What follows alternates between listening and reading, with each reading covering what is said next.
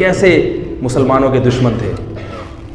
اتنا آپ صلی اللہ علیہ وسلم کے خلاف دشمنی کی، لڑے، تلوار کے زور سے زیر نہیں ہوئے.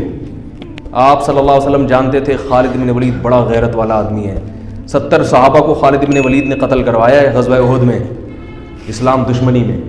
لیکن آپ صلی اللہ علیہ وسلم کی بصیرت دیکھو، یہ نہیں کہ ان کو بس کسی طرح مار دو، انہوں نے 70 افراد کو شہید کروایا. نہ آپ صلی اللہ علیہ وسلم جانتے تھے غیرت مند ہے تبھی تو لڑ رہا ہے، غیرت کا غلط استعمال میں لڑ رہا ہے.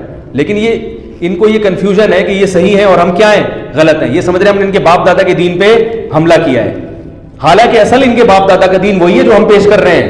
جہالت ہے، غلطی ہے. کسی طرح ان کو زیر کرو. ایسا غیرت مند آدمی اگر ہمیں مل گیا تو کس کے لیے کام کرے گا؟ جو ہمارے مخلص لڑاکا اللہ کے لیے لڑنے والے 70 کو شہید کر سکتا ہے، وہ اسلام دشمن جو اللہ کے لیے نہیں لڑتے ان کا کیا کرے گا؟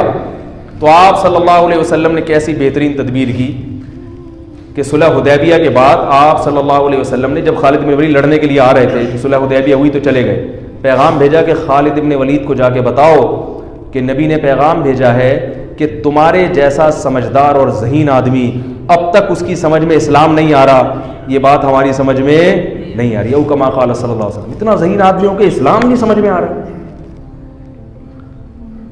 تو خالد بن ولید نے جب یہ سنا فوراً متاثر ہوئے. انسان اپنی تعریف سن کے خوش ہوتا ہے. عزت دار لوگ جو ہے نا وہ پیشانی سے پکڑ کے گالیاں دے کے نہیں لین پہ آتے. وہ عزت دار آدمی آپ اس کو اچھے الفاظ سے دین کی طرف بلاؤ گے تو وہ آ جائے گا. قادیانی بھی اگر دین پہ لانا چاہتے ہو نا اور وہ اس میں آپ کو نظر آتا ہے کچھ، تو پھر آپ کو اس سے بہت محبت سے بات کرنی پڑے گی. یہ نہیں جا کے ایک صاحب گئے نا ایک قادیانی کو دعوت دینے کے لیے، ارے کتے جیسی تیری شکل ہے، اس طرح کی بات مجھے اچھا نہیں لگ رہا ممبر پہ بات کرنا. کتے جیسی تیری شکل، تو تبلیغ کرنے جا رہا ہے، کیا کرنے جا رہا ہے بھائی؟ اس وہ آئے گا. تو خالد بن ولید کا دل کیا ہو گیا؟ نرم. انہوں نے کہا بہت، تلوار سے نہیں، آرام سے، لڑائی سے ہم زیر اس کا مطلب مزدل ہم ڈر گئے، نہ آرام سے. تو خالد بن ولید آئے اور اسلام قبول کیا. اور پھر آپ صلی اللہ علیہ وسلم نے کہاں بھیجا ان کو؟ غزوہ موتا میں. 3000 کی لڑائی 3 لاکھ سے تھی تقریباً، مجھے پورے اعداد ابھی یاد نہیں ہیں. اور آپ صلی اللہ علیہ وسلم نے ان کو کمانڈر بنا کے نہیں، عام فوجی بنا کے بھیجا. 3 صحابہ کو، جن میں جعفر طیار بھی تھے جو نجاشی کے سامنے تقریر کر کے آئے تھے، وہ میں بھی جلدی سے مکمل کر کے بیان ختم کرتا ہوں. ان میں حضرت جعفر طیار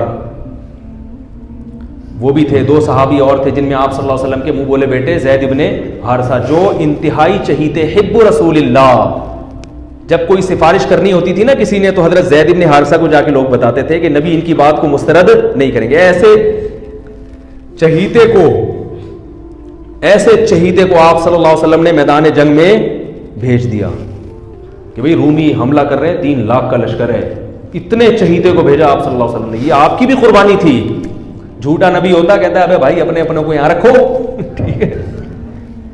کوئی جھوٹا نبی ہوتا ہے نا، کیا کہتا ہے؟ ابے ان کو تو نہیں، وہ ادھر بھیجو.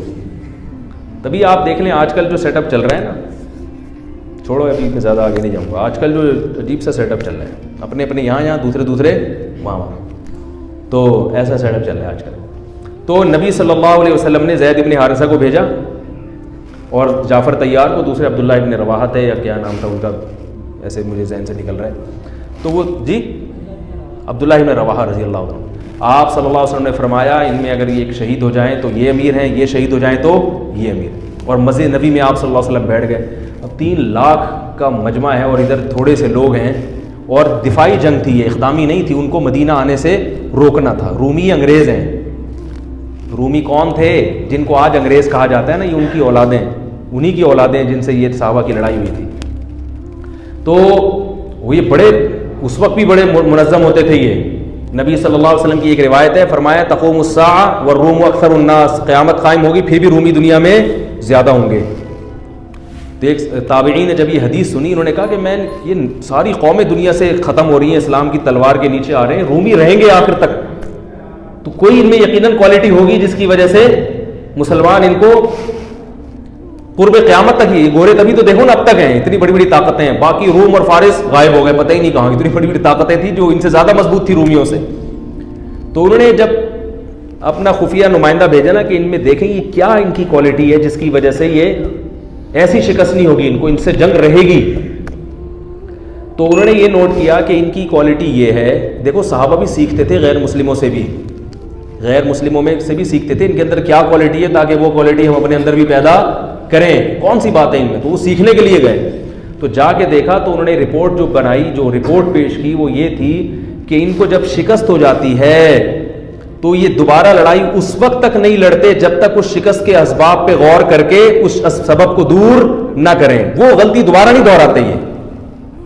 اب دیکھو امریکہ افغانستان میں آیا، رشیا والا اسٹائل نہیں ہے امریکہ کا، اس لیے کہ اس کو پتا تھا کہ رشیا جس اسٹائل میں آیا تھا طاقت اور قوت کے بلبوتے پر زمین پہ فوج اتار کے پٹھانوں سے پنگا لے لیا اس نے، ہے بھائی، اور پٹ کے واپس جا رہے.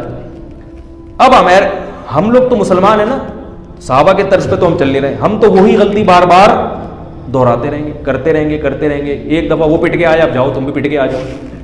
ہم تو یہ کرتے رہتے ہیں. ہمارے یہاں کوئی ایسا نہیں ہے کہ بیٹھ کے غور کرو بھائی یہ کیوں ہوا، ملک میں یہ نقصان کیوں ہوا، آئندہ نہ ہو لہذا اس کی تلافی ہو. جیسے بھی قادیانیوں کا جو بل پاس ہو گیا ایک دم سے قادیانیوں کی حمایت میں، تو اس پہ غور ہونا چاہیے ہوا کہاں سے ہے، اس پہ تسلی سے غور ہو کے پھر وہ لوگ سامنے آ جاتے، پھر آئندہ کے لیے ایسا نہ ہو. ان سب چیزوں پہ غور ہونا چاہیے نا.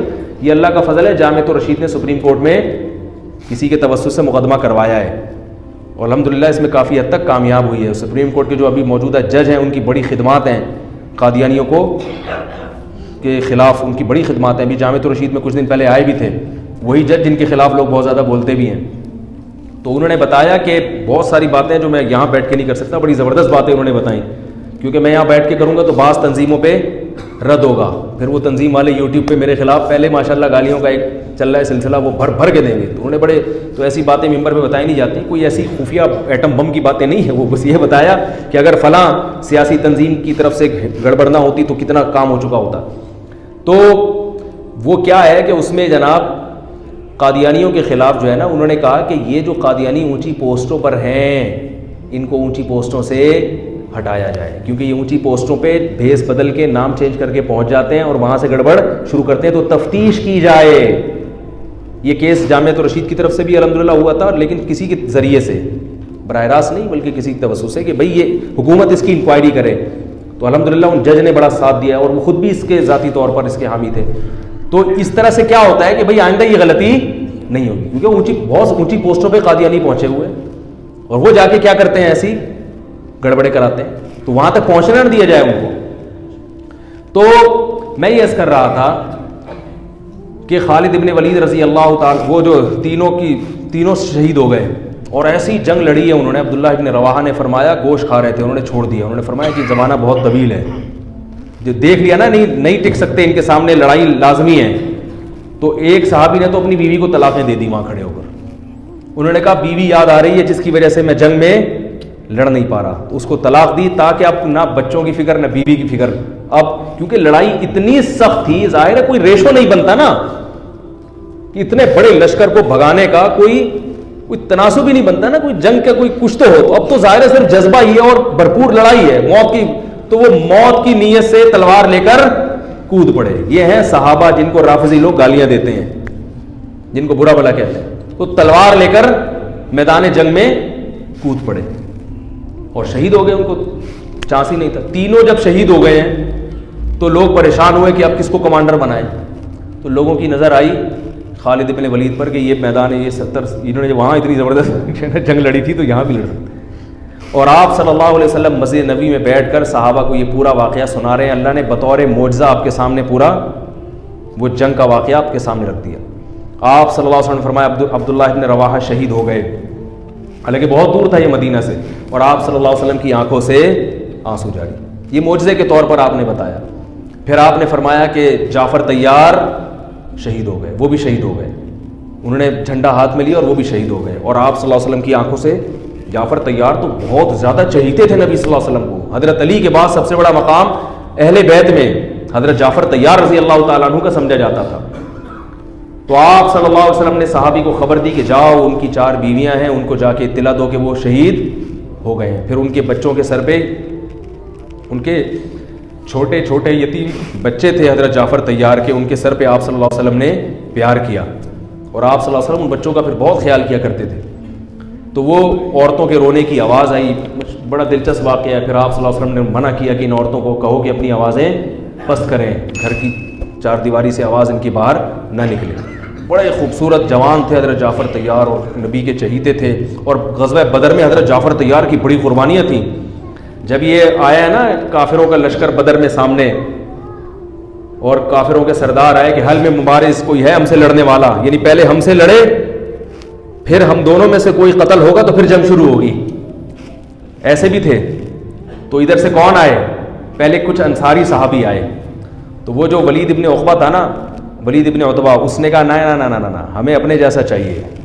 ہمیں کیسا چاہیے؟ قریشی سردار ہونا چاہیے جو میرے مقابلے میں آئے, پھر لڑائی کا مزہ ہے. یہ وہ بہادری ہے جو کس میں تھی؟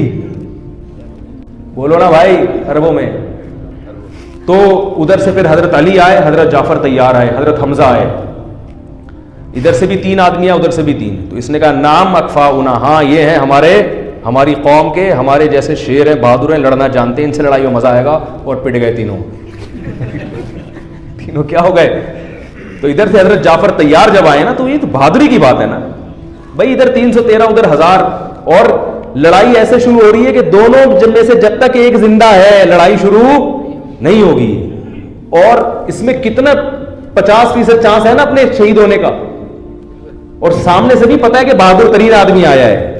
کمزور ہو تو آدمی کہتا ہے میں جاؤں یار, میں بسم اللہ کروں, بلکہ اس میں بھی نہیں جائے گا, وہ کیا یار میں پٹ پٹا ہی نہ جاؤں میں. تو ایسے صحابی تھے جعفر طیار. اور وہ غزوہ موتا میں نبی کے کیسے چچا زاد بھائی شہید ہو گئے. تو آپ صلی اللہ علیہ وسلم کی آنکھوں سے آنسو بہہ رہے ہیں, اور آپ نے فرمایا کہ وہ بھی شہید. پھر آپ کے جو چہیتے, حب رسول اللہ, نبی کے چہیتے. حب کا ترجمہ اردو میں کیا ہوگا؟ چہیتا. کہتے ہیں نا بڑا چہیتا ہے, لاڈلا ہے, نبی کے لاڈلے, جن کو آپ صلی اللہ علیہ وسلم نے لے کے کئی سال پالا ہے. اتنی محبت دی کہ جب ان کے اصل باپ دادا آئے نا ان کو لے جانے کے لیے, تو انہوں نے کہا نہیں میں نہیں جاتا, میں ادھر ہی رہوں گا. اتنی محبت ہو گئی تھی. اطلاع آئی کہ وہ بھی شہید ہو گئے. تو اب آپ صلی اللہ علیہ وسلم نے فرمایا قد اخذ الرایۃ سیف من سیوف اللہ, اللہ کی تلواروں میں سے ایک تلوار نے جھنڈا ہاتھ میں لے لیا. اس میں اشارہ تھا کہ اب یہ تلوار ٹوٹے گی نہیں, کیونکہ یہ کس کی تلوار ہے؟ اللہ کی. اسی وجہ سے کہا جاتا ہے کہ حضرت خالد ابن ولید خود بتاتے ہیں کہ میں گھمسان کی جنگوں میں لڑا ہوں شہادت حاصل کرنے کے لیے, مگر کس پر میری موت واقع ہو رہی ہے؟ بستر پہ رو رہے تھے. فرمایا کوئی ایسی جگہ میں نے چھوڑی نہیں ہے جہاں مجھے شہادت نظر آئی ہو اور میں گھسا نہ ہوں اس میں لڑتے ہوئے, مگر موت کہاں آ رہی ہے؟ بستر پہ. علماء نے اس کی وجہ بیان کی ہے کہ جس کو اللہ کے نبی نے اللہ کی تلوار کہہ دیا ہو تو یہ اشارہ ہے کہ اس کو شہادت نہیں مل سکتی, کیونکہ شہادت کا مطلب کافروں کے ہاتھوں قتل, اور کافر نے اللہ کی تلوار کو توڑ دیا. تو یہ نبی کی بات کیا ہو جاتی؟ غلط. تو حضرت جعفر طیار حضرت خالد ابن ولید فرماتے ہیں کہ ہم نے صبح سے لے کے رات تک لڑائیاں لڑتے رہے ہیں, صبح سے لے کے. اس لیے کہتا ہوں اللہ کے بندوں کچھ ایکسرسائز کیا کرو, خدا کے بندوں. صحابہ کتنا اسٹیمنا چاہیے. میں یہ نہیں کہہ رہا تلواریں چلانے کے لیے ایکسرسائز کریں, پھٹنے کے لیے کریں, اس کے لیے آرمی ہے, فوج ہے. جہاد کرنا ہے, جنگ لڑنی ہے, کس کو جوائن کرو؟ آرمی کو جوائن کرو, ملک کی حفاظت کرو. اپنے ہی لوگوں پہ جا کے پھٹ جانا یہ جہاد بولو نا بھائی نہیں ہے. لیکن یہ تو پتہ چلتا ہے نا کہ جب ملک کو ضرورت ہوئی, جب دین کو ضرورت ہوئی لڑنے کے لیے, مذہب کو ضرورت ہوئی لڑنے کے لیے, تو لڑنے کے لیے کچھ گدے پہ بیٹھ کے لڑائی سیکھو گے کیا؟ اور صحابہ کا اسٹیمنا کتنا تھا. صبح حضرت خالد بن ولید تلوار کتنی بھاری ہوتی کہ آپ اٹھا کے دیکھیں, وہ جو تلواریں تھیں وہ یہ قصائیوں کی چھریاں نہیں ہوتی تھی, اتنی بھاری بھرکم تلواریں. فرماتے ہیں صبح فجر سے لے کے رات مغرب تک ہم تلواریں چلاتے رہے, اور میرے ہاتھ میں 9 تلواریں ٹوٹی ہیں, 9 تلواریں. اتنے لاکھ مجمع کے ساتھ لڑنا, اور کہتے ہیں میں اتنا قتل کیا ہے بندہ میں نے کہ ان کا اتنا زور تھا مدینہ ہاتھ سے چلا جاتا صحابہ کے, مدینہ ہاتھ سے چلا, مدینہ کا دفاع تھا. یہ کہہ رہے اتنی تلوار چلی ہے کہ پھر وہ حضرت خالد بن ولید جوش میں نا اشعار میں وہ پڑھا کرتے تھے. اور خواتین سے بھی کہتا ہوں کہ رشتوں کے لیے یہ جو سنگر ٹائپ کے لوگ ہوتے ہیں نا, گلوکار, ان کو پسند نہ کیا کرو. آج کل خواتین کے ہیرو کون ہیں؟ جو فلموں میں ٹھمکے لگا رہے ہیں, ناچ رہے ہیں, گا رہے ہیں, 10-10 20-20 لڑکیوں سے دوستیاں لگائی ہوئی. ان کو کہتے ہیں یہ ہیرو, کاش میری اس سے شادی ہو جائے. جو انڈین فلموں اور انگریزی فلموں کے ہیرو ہوتے ہیں. دینداروں سے محبت کرنا کرو, اور اپنے بیٹیوں کی جو شادیاں ہیں کس سے کیا کرو؟ دینداروں سے, جو معاشرے کے خلاف لڑنا جانتے ہیں. لڑنے سے یہ نہیں کہ بندوقیں چلانا, رسم و رواج میں ان کے خلاف چلنا. ان پہ کانفیڈنس ہے, ان کا ایک سوچ ہے, ایک تھنکنگ ہے. گلوکار سنگر بیچارے کی کیا سوچ ہوتی ہے؟ وہ تو ناچتا ہے, ٹھمکے لگاتا ہے, 10 لڑکیاں ادھر 10 لڑکیاں ادھر مر رہی ہیں, اور شہوت پرستی میں اور اپنی خواہشات کی غلامی میں ساری زندگی گزر جاتی ہے. ان میں کانفیڈنس نہیں ہوتا, ان میں قوت مزاحمت نہیں ہوتی ان لوگوں میں. ان کی خواہشات, اگر اس طبقے کو اگر کچھ خواہشات ان کی چھین لی جائیں تو یہ تو ویسے ہی خودکشی کر کے مر جائیں. کبھی آپ دیکھیں زیادہ تر اداکار, زیادہ تر تو نہیں لیکن اداکاروں میں خودکشی کا ریشو زیادہ ملے گا, کیونکہ یہ لائف کو انجوائے کرنے کے عادی ہو جاتے ہیں, قربانیوں کے عادی نہیں ہوتے. ذرا سی لائف کی انجوائمنٹ میں کوئی کمی ہوئی تو ٹھا کر کے مار دیا اپنے آپ. جوانی میں خودکشی کر لیتے ہیں, ڈپریشن کے مریض بن جاتے ہیں. یہ تو آپ کو یوٹیوب پہ ایک صاحب مجھے کہنے لگے یہ اداکار لوگ اگر اتنے پریشان ہوتے ہیں تو یہ اتنے کھلکھلے ہوئے یوٹیوب پہ کیوں آ رہے ہوتے ہیں؟ وہ بھائی یوٹیوب پہ تو دانت دکھانے کے پیسے ملتے ہیں ان کو. جب کسی فنکشن میں بلایا جاتا ہے اداکاروں کو تو ان کو تو باقاعدہ مسکرا کے بات کرنا اور فیس ایکسپریشن سے ایسا ظاہر کرنا, بہت خوش ہیں, ہاں ہاں ہی ہو کر کے ملنا, یہ مصنوعی ہے, بہت مشکل ہے یار. حقیقی خوشی صرف دینداروں کے دل میں ہوتی ہے. باقی یہ جو اداکاروں, فنکاروں, گلوکاروں کی خوشی ہے یہ اوپر سے میڈیا کے. کبھی آپ اکٹھے وقت گزار کے دیکھو ان کے ساتھ تو آپ کو پتہ چلے گا یہ بیچارے بہت پریشان ہوتے ہیں. اتنے پریشان کہ بیان نہیں کیا جا سکتا. تو میں یہ عرض کر رہا تھا, تبھی تو دیکھو کبھی کوئی مزار پہ جا رہا ہے, کبھی کوئی روحانی بابا کے پاس جا رہا ہے. جتنے اداکار فنکار ہیں نا, کوئی کسی نے کچھ باندھا ہوا ہے, کسی تعویذ باندھا ہوا ہے, کسی امام ضامن باندھا ہوا ہے, ہر وقت خوف, ہر وقت ڈر, پتہ نہیں کیا ہو جائے. مولوی دیکھو پھوکے لگا رہے ہیں مگر اپنے تعویذ نہیں باندھ رہے ہوتے. مولوی لوگ خودکشی نہیں کرتے, 2 نمبر بھی نہیں کرتے خودکشی. عجیب سی بات ہے, یعنی 2 نمبر مولوی بھی جو مولویت کا نام آ گیا نا, وہ بھی نہیں کہہ رہا یار جاؤ اڑے بھاڑ میں, خودکشی نہیں کرے گا, جاؤ اڑے. کیا ہے, تنخواہیں کتنی کم ہوتی ہیں مولویوں کی. قاریوں کو سارا دن بیچارے رگڑا لگانا پڑتا ہے بیچاروں کو, بچوں کو پڑھاتے ہیں سارا دن بیٹھ کے. تنخواہ کیا مل رہی ہے, تھوڑی سی, پھر بھی خوش ہے. کبھی بیٹھو قاری کے ساتھ, بچوں کو پڑھا رہا ہو تو بڑے فارم میں ہوگا وہ تیش میں, لیکن ویسے نارمل لائف میں بڑا خوش ہوگا. میں نے اپنی زندگی میں اہل حق علماء کی بات کر رہا ہوں, جتنے اہل حق علماء دیکھے ہیں سارے خوش مزاج ہی دیکھے ہیں, سب خوش مزاج دیکھے, خوش رہتے ہیں. وہ پتہ نہیں کیا ان کو ایک خوشی ہے. اللہ تعالیٰ نظر بد سے بچائے اور اس نعمت کی شکر کی توفیق عطا فرمائے. تو جلدی سے بات کروں, بہت لمبا بیان ہو گیا آج. تو حضرت جعفر طیار, وہ حضرت خالد بن ولید کیا کہتے ہیں, کتنی تلواریں میرے ہاتھ سے ٹوٹی ہیں. تو اس لیے میں کہتا ہوں تھوڑا سا اپنے آپ کو صحابہ کے مشابہ بناؤ. المؤمن القوی خیر من المؤمن الضعیف, طاقتور مومن کمزور مومن سے اللہ کو زیادہ. ایک بیماری اللہ کی طرف سے آتی ہے, چاہے جتنی ایکسرسائز کر لو, جتنی خوراکیں کھا لو, اللہ جب بیمار کرنا چاہے تو پھر. وہ تو ایوب علیہ السلام اپنی صحت کا خیال کرتے ہوں گے نا, پھر بھی ساری زندگی بیماری میں گزر گئی. وہ اللہ کی طرف سے, اس پہ تو اجر ملتا ہے, درجات بلند ہوتے. ایک ہوتی ہے اپنی حماقتوں سے. تو جو ایکسرسائز نہیں کرتے, محنت مزدوری نہیں کرتے, یا محنت والے کام نہیں کرتے, بیمار ہو جاتے ہیں. آج میں صبح جاگنگ کے لیے کہیں گیا تو ایک وہ نوجوان, ناراض نہ ہو بھائی جو میری بات سن رہے ہیں, وہ غیبت نہیں ہے, کسی کو پتہ نہیں ہے, اور صرف وہ اکیلا نہیں ہے, اس کے علاوہ اور بھی نوجوان ہیں. اس کی نیت تو اچھی تھی, لیکن چونکہ اس نوجوان کے الفاظ سے مجھے وہ واقعہ یاد آیا جو میں نے کسی نوجوان سے سنا. میں نے کسی آرمی کے میجر کا واقعہ سنایا تھا, ہمارے دوست ہیں لاہور میں, ان کی بڑی زبردست فٹنس ایکسرسائز بہت کرتے ہیں, آدھا گھنٹہ صبح جاگنگ کرتے ہیں. تو وہ مجھے بتا رہے تھے کہ میرے ساتھ کوئی لڑکی آ کے سیلفی بنا کے چلی گئی. تو مجھے بتا رہے تھے کہ یار وہ ہم کبھی وردی میں ہو تو بعض دفعہ لڑکیاں آ کے سیلفی بنا کے چلی جاتی ہیں فٹنس کی وجہ سے بڑی. تو کہہ رہے میں نے تو پتہ بھی نہیں چلا اور آ کے بنا کے چلی گئی, اب یہ کہیں فیس بک پہ ڈال دے گی تو میری بیوی سے میری پٹائی ہو جائے گی. تو میں نے یہ واقعہ کہیں بیان میں بتا دیا. تو اب کچھ لڑکوں کی رپورٹ آئی, صبح کیا کر رہے ہیں, جاگنگ کر. میرے پاس رپورٹ آئی, کیوں کر رہے ہیں, کہہ رہے مفتی صاحب نے کہا تھا وہ کیا ہوتا ہے لڑکیاں سیلفیاں بنا کے. تو جس کی یہ نہیں ہے تو اس کی تو صحت بنی نہیں سکتی, کیونکہ وہ سارا ادھر ہی اس کا جو ہے نا اسی غم میں گھلا جا رہا ہوگا. سمجھ رہے ہو کہ نہیں سمجھ رہے؟ تو شریعت کی نیت سے جو صحت اچھی ہوتی ہے, ماں باپ کے حقوق ادا ہوتے ہیں, بیوی بچوں کے حقوق ادا ہوتے ہیں, اللہ کی عبادت ہوتی ہے, روزوں پر طاقت نصیب ہوتی ہے, اس نیت سے آدمی کرے اور نبی کا فرمان ہے, باقی کوئی نیت نہیں ہونی چاہیے, اور توکل اللہ پہ کرے کہ اللہ چاہے گا تو صحت اچھی ہوگی, نہیں چاہے گا تو جو مرضی کرتے رہو. اچھے اچھے ہم نے صحت مند دیکھے ہیں, ہر چیز کا خیال کرتے ہیں اور ہارٹ اٹیک سے اسی وقت, حالانکہ ان کے دل میں کوئی ایک دن پہلے ٹیسٹ کروایا, سب رپورٹیں کلیئر, اگلے دن ہارٹ اٹیک سے مر گئے. تو وہ اللہ سے تو کوئی نہیں لڑ سکتا نا, وہ تو تقدیر ہے. تبھی حکم ہوا ہے کہ دنیا سے محبت نہیں کرو, دنیا کمانے کی کوشش ضرور کرو مگر دل دنیا سے نہ لگاؤ, کوئی بھروسہ نہیں ہے. انہا خلۃ قد سیت من دمہا فجع وولع واخلاف وتبدیل, گرگٹ کی طرح رنگ بدلتی ہے یہ, آج دکھا رہی ہے بہت سباق, اگلے دن جنہ گرگٹ کی طرح رنگ بدلے گی. تو 9 تلواریں ٹوٹی ہیں, 9 تلواریں چلا چلا کے, تلواروں سے تلواریں مار مار کے ٹوٹی ہیں, پھر دوسری تلوار لیتے تھے.